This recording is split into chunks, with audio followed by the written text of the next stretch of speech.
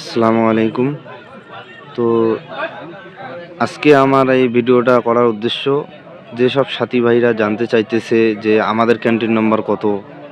তো আসলেও এরকম কোনো সিস্টেম নাই যে আমাদের কুচবিহার জেলার যেটা সিস্টেম হলো, ইজতেমার ময়দানে আসবেন, ওখানে ইস্তেকবালের জন্য লোক আছে। যদি আপনারা ক্যান্টিনে আসতে চান, যার যে জেলা, প্রত্যেকটা জেলার থেকে কোনো কোনো জেলার ক্যান্টিন আছে 20টা, কোনো কোনো জেলার আছে 15টা। যেমন আমাদের কুচবিহার জেলার ক্যান্টিন আছে 11টা, একসঙ্গেই 11টা আছে। লম্বা হলঘর আছে, ওখানে ভাগ ভাগ করা আছে। যেমন আমাদের ক্যান্টিন নম্বর হলো 3 নম্বর, আমাদের ওখরাবাড়ি হালকা। এখানে 6-7টা হালকা মিলিয়ে একটা ক্যান্টিন। আমাদের ক্যান্টিন নম্বর 3 নম্বর, ভালো করে শুনবেন, আমাদের ক্যান্টিন নম্বর 3 নম্বর। এখানে ওখরাবাড়ি আছে, রহমানিয়া আছে, বাত্রিগাছ আছে, তারপর পাহাড়গঞ্জ আছে, তারপর ভেটাগুড়ি আছে, আরও আছে।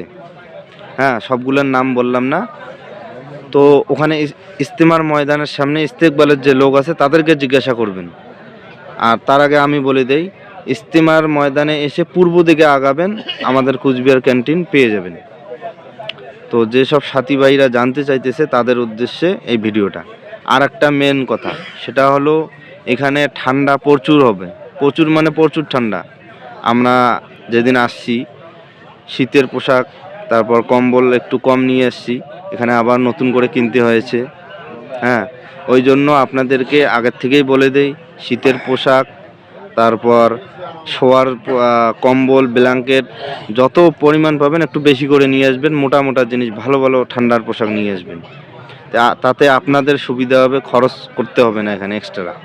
আর যদি আপনারা না নিয়ে আসেন, এখানে আপনাকে কিনতেই হবে, এত পরিমাণে ঠান্ডা এখানে। আর দুপুরবেলা করে রোদ ওঠে, একটু হালকা গরম হয়। হ্যাঁ, সে দুপুরবেলা কোনো ফ্যাক্টর নাই, মেন হলো রাত্রিবেলা। তো সবাই দোয়া করবেন। আর যদি কারো কিছু জানার থাকে কমেন্টে অবশ্যই জানাবেন। হ্যাঁ, আর ভিডিওটা বেশি থেকে বেশি শেয়ার করে দেবেন। এই হজরতজিওয়ালা ইজতেমা দীর্ঘ 32 বছর পর আমাদের পশ্চিম বাংলার বুকে হতে চলেছে। আল্লাহ যেন কবুল করে এই হজরতজিওয়ালা ইজতেমাকে। আর সবাই আসার চেষ্টা করবেন। হ্যাঁ, এই দোয়ায় শরিক হওয়ার চেষ্টা করবেন। ইনশাআল্লাহ দোয়া করবেন। ভালো থাকবেন।